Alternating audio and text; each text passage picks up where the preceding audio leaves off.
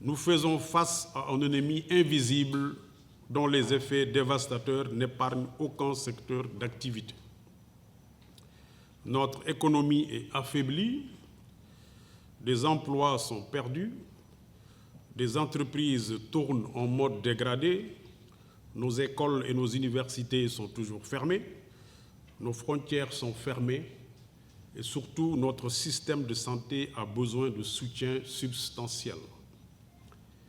C'est pourquoi, face à cette crise, le chef de l'État a mis en place par décret 20-884 du 1er avril 2020 un programme de résilience économique et sociale afin de renforcer notre système de santé, de soutenir nos ménages, notre diaspora, nos entreprises et leurs salariés. Ce programme, doté de 1 000 milliards de francs CFA, financé par l'État, des bonnes volontés et toutes les autres ressources autorisées par les lois et règlements en vigueur au Sénégal. Il est décliné en 4 axes. Le premier, c'est le renforcement du système de santé.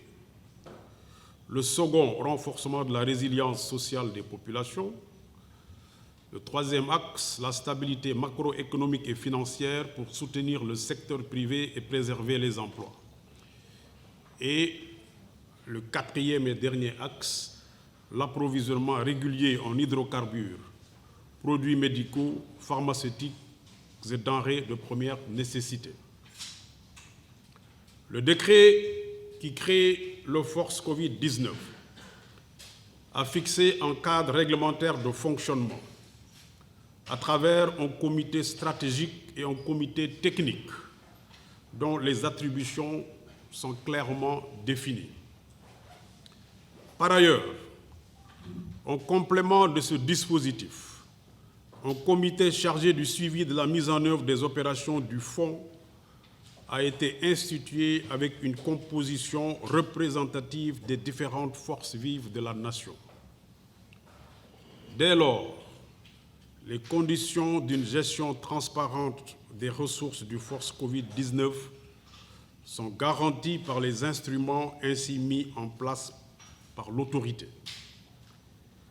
En outre, pour renforcer la transparence, une vingtaine de personnels des armées, de la gendarmerie nationale, de la police nationale, de l'Agence de l'informatique de l'État, de l'ANSD et des médias soutient les activités du comité. Ils sont tous membres de ce que j'appelle la Task Force Covid-19. Les officiers supérieurs y jouent un rôle de conseiller et les personnels gendarmerie et de la police s'occupent des réclamations et des contentieux. À la suite de cette conjonction et de cette imbrication de facteurs tout à la fois multiples et déstabilisants, nous allons accomplir cette mission avec la volonté de réussir et, si nécessaire, au péril de quelques sacrifices. Notre esprit d'équipe, d'endurance et de résilience nous y aidera.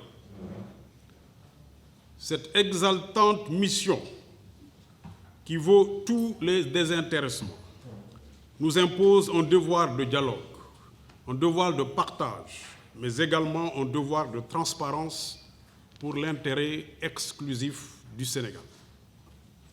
Je tiens à préciser que tous les membres du comité sont traités selon le principe de l'égale dignité. Au moment où la clameur populaire charrie quelquefois des rumeurs, il ne faut surtout pas se laisser divertir et être à la hauteur des attentes en évitant des comportements déviants. Ainsi, ils seront attendus non pas par des polémiques partisanes et des querelles byzantines, ne privilégiant pas l'intérêt national, mais plutôt sur leur capacité d'écoute et de concertation. S'agissant de la synthèse des activités du comité, Nous avons organisé 3 séances plénières et plusieurs réunions sectorielles, eu des séances de travail avec les ministères en charge de la mise en œuvre des opérations du Fonds. Nous avons également défini des termes de référence et des règles de fonctionnement, assortis de chronogrammes et suivi de la désignation des structures d'animation avec leurs indicateurs de performance. Un projet de budget prévisionnel de fonctionnement pour 6 mois a été également adopté lors de la plénière du 7 mai 2020. Des visites de terrain ont été effectuées dans 7 régions du Sénégal, dans des contrées lointaines, de Guinaw Rail Sud à Dakar, en passant par Djembereng en Casamance, Salémata dans la région de Kédougou, Ranérou dans la région de Matam, Kidira dans la région de Tambacounda et Kalifuru dans la région de Kolda. Ces visites se poursuivront la semaine prochaine dans le but de couvrir les 45 départements et quelques-unes des 552 communes que compte le Sénégal.